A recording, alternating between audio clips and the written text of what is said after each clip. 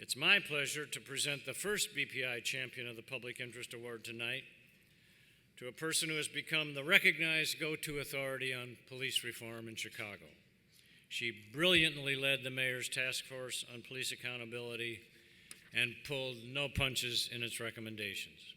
Ever since, she's been a principled and powerful voice for the need for massive change in the way we police in this city.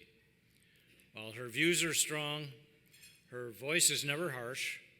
Always thoughtful and informed, she's candid, independent, and always a real straight shooter.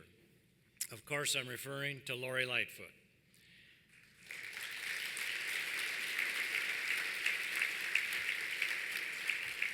Lori clearly merits the honor of being named BPI Champion of the Public Interest tonight. She's had a stellar career, a litigator at Mayor Brown, a prosecutor in the U.S. Attorney's Office, a leader in a number of city government roles. But tonight, we honor Lori for her deep and abiding commitment to social justice and her unrelenting dedication to police reform.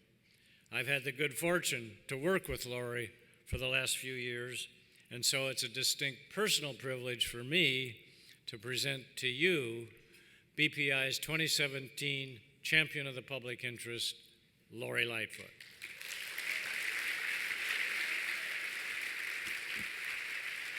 Thank you. Over 20 years ago, I came to my first BPI dinner. I was a guest of the Sachs family, and I think you all know that Alan Sachs was one of the founding members of BPI, and Esther and her family are here tonight. And I was amazed, please. I was amazed at coming to those dinners, the wide array of civic leaders who were engaged in progressive causes. I was a young kid at the time, just out of law school, but BPI became an organization that I admired greatly.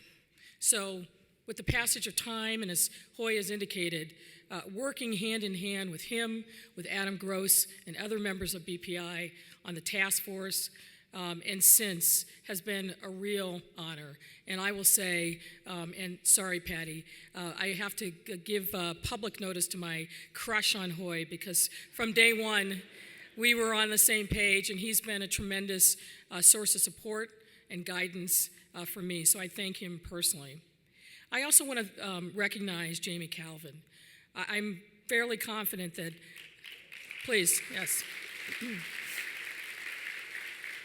Jamie is also somebody that I've known for a long time, and we will never, ever be able to repay him the debt that we owe for the hard work that he has been doing for so many years to give voice to the young children in the black and brown neighborhoods of the city, the struggles and the challenges that they have faced. I remember going early on to a vigil that Jamie held once a month at, I think, the corner of 35th and State to count the murders that had happened in public housing there. So he's been there when nobody else was there, and the work that he has done has been remarkable and important to force transparency in government and really give voice to those who otherwise would have no advocates. So Jamie deserves all of our thanks.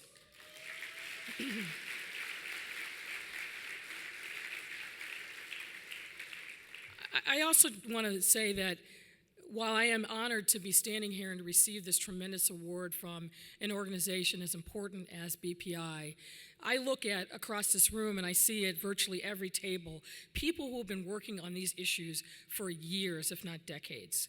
So I accept this award on behalf of all of you, the people that are here in the room, the people that are outside of the room, who recognize that safety and reform and accountability actually go hand in hand, and that we can't have one without the other.